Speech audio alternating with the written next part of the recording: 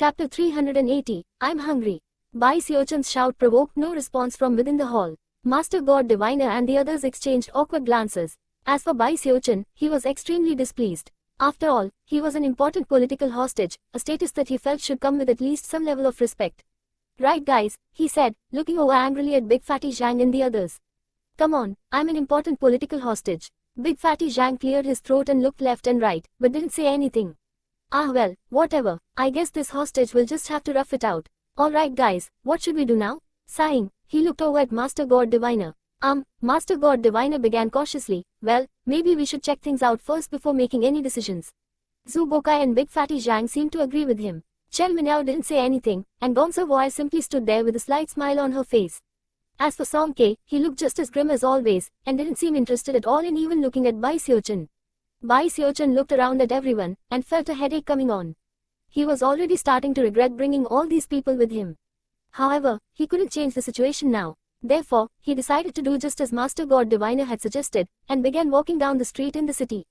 As he went along, he slowly forgot about his mistreatment from before. Soon, he began to gasp and let out exclamations of shock. He wasn't the only one to react in such a way, the others were similarly astonished by the things they saw. After all, they were the source of the entire eastern heaven-span river, and this city had an enormous population. Most of the people in the city were disciples of the Starry Sky Dao Polarity sect, but others were from various families and clans that had lived in the city for generations. One of the strangest things that Bai Xiaochun realized was that he hadn't seen a single overweight person in the city so far. Everyone was skinny to the point of being gaunt. Some of them even looked like little more than skin and bones. Furthermore, everyone always seemed to be rushing about, as if they didn't want to waste even a bit of time.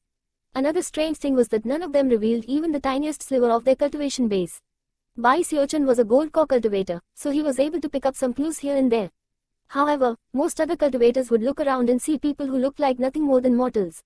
Suppressing his curiosity about that, Bai Xiaochun focused on all the things that were for sale in the city. Just about anything could be bought, from spirit treasures to magical items to ancient books. There were all sorts of medicinal pills as well. There was spirit food available, some of which was made from precious materials of heaven and earth. Other spirit foods were the meats of different types of wild beasts. The prices for the spirit foods were astronomical, and yet to the surprise of Bai Xiaochun and his companions, people still would buy them, although it always seemed to be with some level of reluctance. Bai Xiaochun had never seen such a bustling city before, nor had any of his companions. Thus, they took their time strolling through the city, slowly taking in all the sights and sounds. As time passed, they were convinced of one thing: prices in the city were simply beyond belief.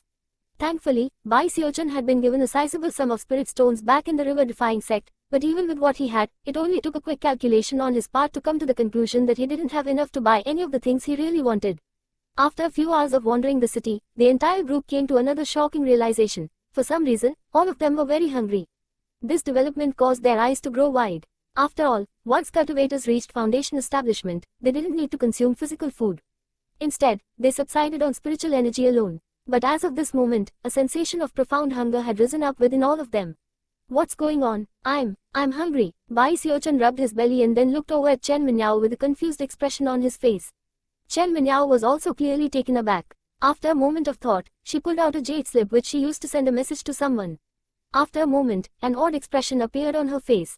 Looking around at her companions, she hesitated, then said, "Did any of you notice that your cultivation bases have progressed already?" Everyone quickly checked their cultivation bases, and sure enough, it was just as Chen Minyao had said. They hadn't experienced huge advancements, but the evidence was there. They had just been so entranced by the bustling city that they hadn't noticed. Chen Minyao went on to explain, considering how close we are to the heaven-span sea, the spiritual energy is especially strong, and after entering our bodies, it throws our 5 yin organs into chaos. Although it causes our cultivation bases to advance more quickly, it's also very draining on us. That's why we're feeling hungry. Essentially, the energy drain is so severe that we can't sustain our cultivation without eating normal food.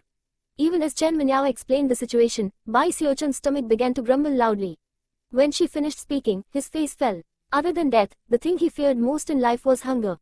Back on Fragrant Cloud Peak when he had begun to practice the Undying Life Forever technique, he had almost starved to death.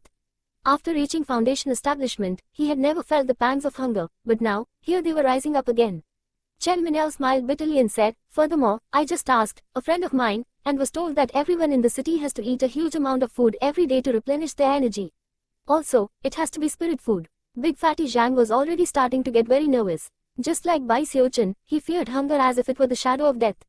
So does that mean we have to be eating constantly? Once you become a yellow-robed disciple and get into the Rainbow District, then the aura there will aid in your absorption of spiritual energy, and the problem will resolve itself naturally. Chen Minyao's brow was also furrowed because of the sensation of hunger she felt.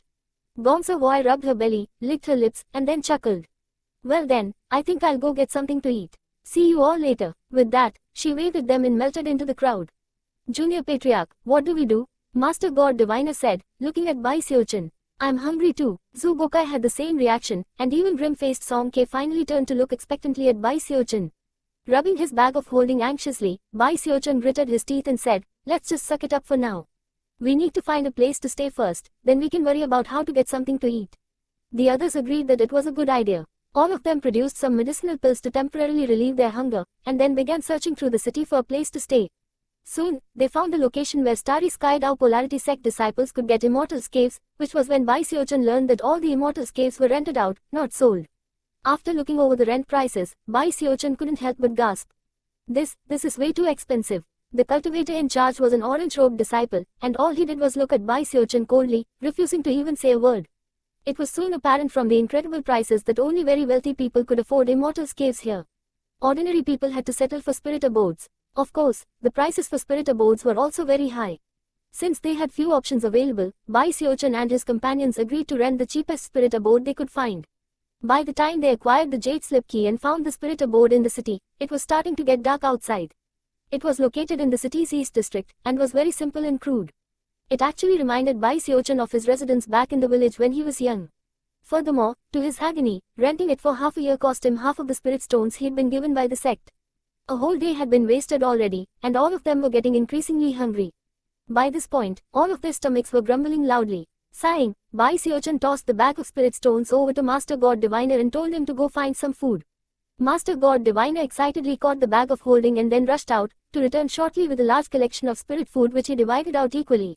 Now that they had food, everyone sat around silently eating, wrapped up in their own thoughts. As for Bai Xiaochun, he couldn't stop thinking about how much he missed the river-defying sect. The night passed silently. The next day at dawn, Bai Xiaochun was awoken by the sound of his own grumbling stomach. Looking around at everyone else, he could tell that they already looked a bit skinnier than they had the day before. Damn it, what wickedness is this? How are we supposed to deal with this? It was a terrifying situation. He was so hungry he could hardly see straight.